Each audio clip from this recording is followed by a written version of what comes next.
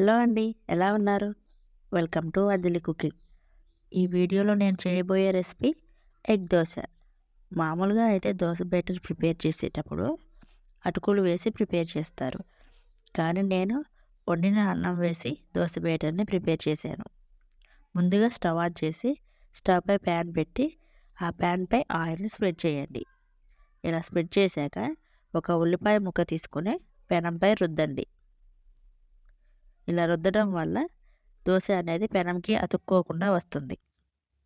ఇలా ఉల్లిపాయ రుద్దిన తర్వాత ఇప్పుడు దోస పిండిని పెనంపై వేసి పిండిని పెనం అంతా రౌండ్‌గా స్ప్రెడ్ చేసుకుందాం. ఇలా స్ప్రెడ్ చేశాక ఇప్పుడు ఒక ఎగ్ తీసుకొని పగలగొట్టి దోసపై వేసి ఒక గరిటెతో స్ప్రెడ్ చేసుకుందాం. ఇలా స్ప్రెడ్ చేశాక దానిపై కొద్దిగా రెడ్ చిల్లీ పౌడర్, అలాగే గరం మసాలా, కొద్దిగా ఉప్పు, అలాగే సన్నగా కట్ చేసుకున్న ఆనియన్స్‌ని వేసుకొని, అలాగే సన్నగా తురుముకున్న క్యారెట్‌ని కూడా వేసుకొని, దానిపై ఆయిల్‌ని స్ప్రెడ్ చేసుకుందాం. ఇలా ఆయిల్ వేశాక దోస ఎర్రగా కాలిన తర్వాత దీన్ని ఒక ప్లేట్‌లోకి తీసుకుందాం. ఇప్పుడు దీన్ని ఒక ప్లేట్‌లోకి తీసుకున్నాక దోస సైడ్ డిష్‌గా పల్లి కొబ్బరి చట్నీ ప్రిపేర్ చేసుకుందాం.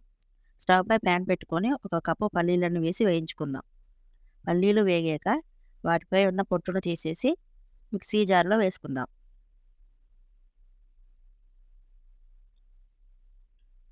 అలాగే పచ్చి కొబ్బరి కూడా వేసుకుందాం. కొబ్బరి వేసి పక్కన ఉంచుకుందాం. ఇప్పుడు మళ్ళీ స్టవ్ ఆన్ చేసుకొని స్టవ్ పై ప్యాన్ పెట్టి పచ్చిమిర్చిని వేయించుకోవడానికి 1 టేబుల్ స్పూన్ ఆయిల్ వేసి 3 పచ్చిమిరపకాయలను వేసి వేయించుకుందాం. ఇలా వేయించేటప్పుడు మూత పెట్టుకొని వేయించండి. ఎందుకంటే పచ్చిమిర్చి వేగేటప్పుడు ఆయిల్ చింది మీద పడుతుంది. అందుకని మూత పెట్టి వేయించుకోవాలి. ఇలా వేయించాక మిక్సీ జార్‌లో వేసుకుందాం.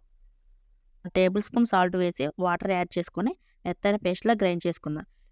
గ్రైండ్ చేసిన తర్వాత ఒక బౌల్‌లోకి తీసుకొని పక్కన పెట్టుకుందాం. ఇప్పుడు తాలింపు కోసం ప్రిపేర్ చేసుకుందాం.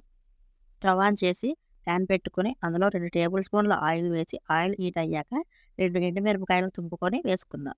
అలాగే ఇందులోకి 4 రెబ్బల కరివేపాకును కూడా వేసి అది కూడా వేగాక 1 టేబుల్ స్పూన్ ఆవాలు వేసి 1 టేబుల్ స్పూన్ మినపగుళ్ళు, 1 టేబుల్ స్పూన్ జీలకర్ర వేసి ఇవన్నీ వేగాక ఇందులోకి ముందుగా ప్రిపేర్ చేసిన పల్లి కొబ్బరి చట్నీలోకి వేసుకుందాం.